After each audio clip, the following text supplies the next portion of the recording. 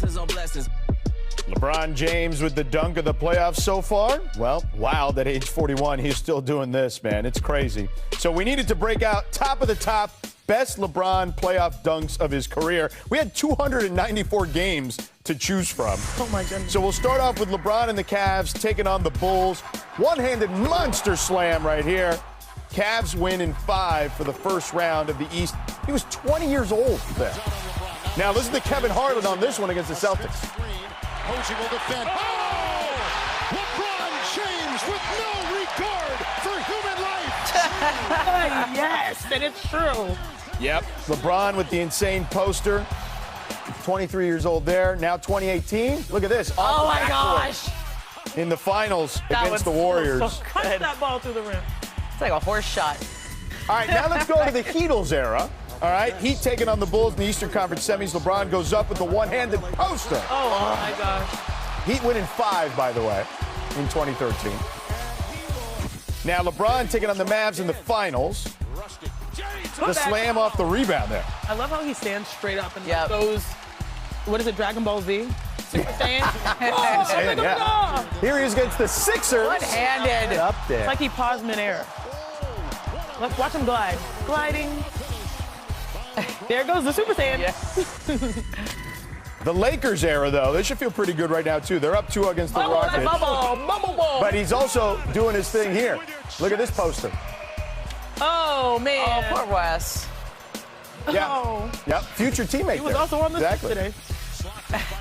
Ooh, reverse. And this one against the Grizzlies. That was clean. None of these have impressed Bobby much. I thought the other Then one the other on day. Tuesday night. Listen, the Tuesday night was the best There one. it is, Bobby. There it is. Maybe if it was coming right at You were me. waiting for I was it. sitting right there, right in my living room. So That the was terrific. Lakers should feel pretty good.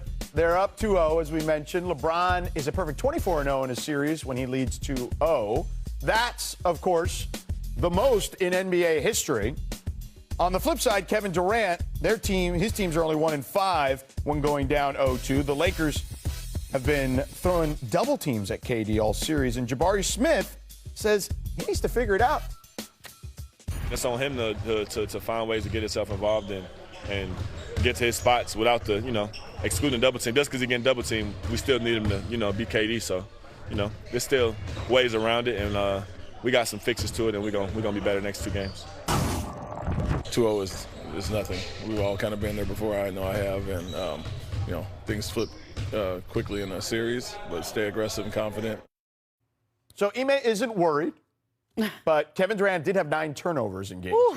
So, Bobby, how do they turn this around? Well, I think you just hit on it. During that stretch in March when they were really struggling, 7th most points off turnovers allowed. In these 3 games in the playoffs, 4th most points off turnovers allowed. So you got to value the possession of the basketball. The other thing is, I love Amen Thompson, but in these type of settings, he is one-dimensional. 70% of his points this season is in the paint.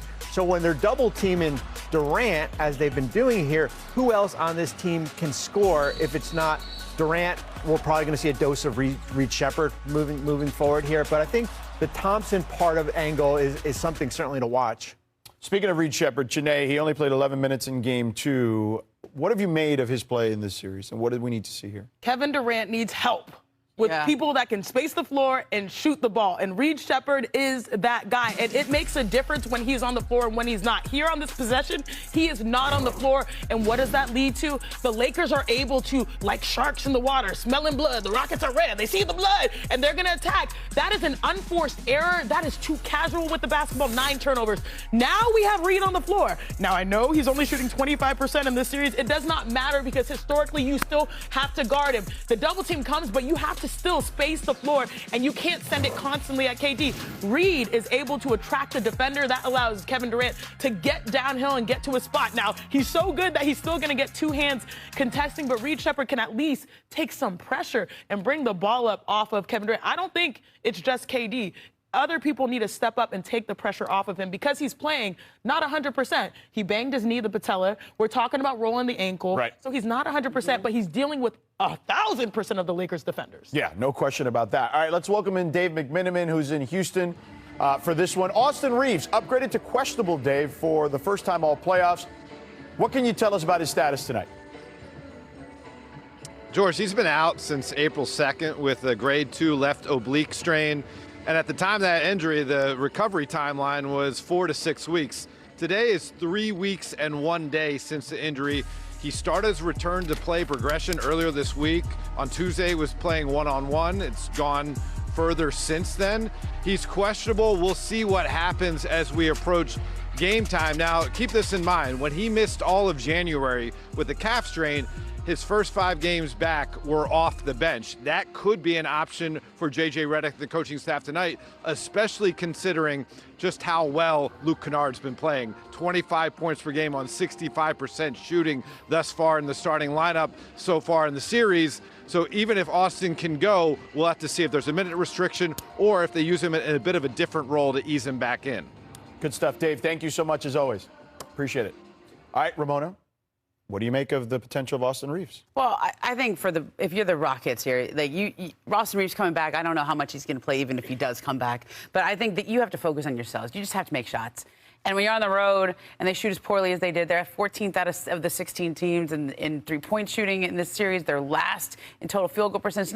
It's not that often that you can have 44 more field goal attempts taken and still be losing in the series, right? They're good. They're winning the rebounding. They're just not making shots.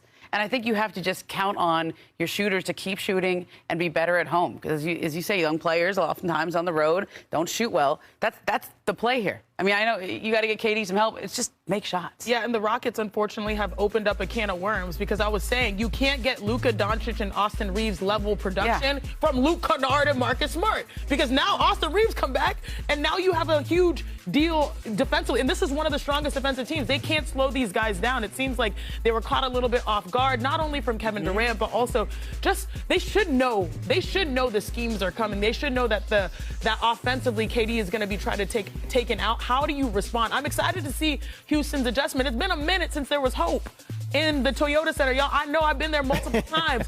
The fans are ready. Courtside is sold out. Kevin Durant is here. You have to make the most of this. So, she mentioned the adjustments for the Rockets. What about J.J. Redick and the adjustment to the adjustment and the anticipation? Well, listen, if you get Austin Reaves back, you're going to have to tinker with your lineup a little bit right now. But I'm rolling out what I've been doing. Yeah. I mean, it's worked here. Yeah. Basically, Luke Kennard off screens, LeBron as the point of attack here. Your role players with Hachimura, DeAndre Ayton, Jackson Hayes here. I think Marcus Smart. Real quick with Houston, are we going to see a Dorian Finney-Smith sighting? Ever? I mean, that was a big free agent. Signed him for these moments here. And we were so excited when we signed him. Get the most. Get the most out of him. 3D player. Sorry, guys. We'll see. On the court. Gotta keep we'll it cool. see tonight. We'll be all right. All right, before we bounce, this Earth Month, the NBA is celebrating the legacy of Bill Walton, who many of us know was a champion for basketball and the environment. Bill was a strong supporter of the league's environmental sustainability efforts, having played an important role in multiple NBA Green campaigns over the years. And today, NBA Green is teaming up with the Arbor Day Foundation to plant 3 trees for every. You can still win a game against the Portland Trailblazers. But most importantly, without Wemby, you will need someone to change the game. Enter De'Aaron Fox. He is someone who is a 2-time All-Star, an All-Star this year. He's second in scoring on the team. He's a former Clutch Player of the Year in 2023, and he also once led the NBA in steals. I have a need. The need is for speed. That is his specialty. 9 seasons in the NBA. And when he uses his speed to his advantage, it really creates for others. First, here's a pick and roll. He rejects it. Now, most players would just simply take the floater. The hands are down, but instead, he could also have an option to dump it over to the dunker spot or the opposite side for the post, or you can have a kick out. So his speed and his ability to read these pick and rolls allow multitudes of options. He's going to have to knock that down consistently. But again, I talk about how good he is north and south. When he sees an opportunity to get to the lane, he just turns on the jets. The defense will have to react here, and instead, now, defensively, you're in a scramble and you have to make tough decisions. Boom, he blows by everyone. Nice little dump off. And we talk about Cornette. That was a cool play. But Luke, how good has he been? I told you in 2023, the Clutch Player of the Year, where ever since he entered the NBA, he scored the 4th most points in the clutch time. That's a good company to keep. DeMar DeRozan, Nikola Jokic, LeBron James, and De'Aaron Fox. Awesome stuff, Janae. Now, on the other side of the coin here, we have a developing story out of Portland. Ramona, what can you tell us? Well, yesterday at practice, Tiago Splitter was asked about that man, Damian Lillard, our three-point shooting champ, and the Blazers put up the little googly eyes as we saw that. And Tiago Splitter was asked, is there any chance that he comes back? And Tiago said, probably not. In other words, that wasn't a no. I mean, probably not. But from what I understand, Dame is theoretically could play. He's ready to play. Nobody wants him to come back from this Achilles right now. He's trying to get ready for next season.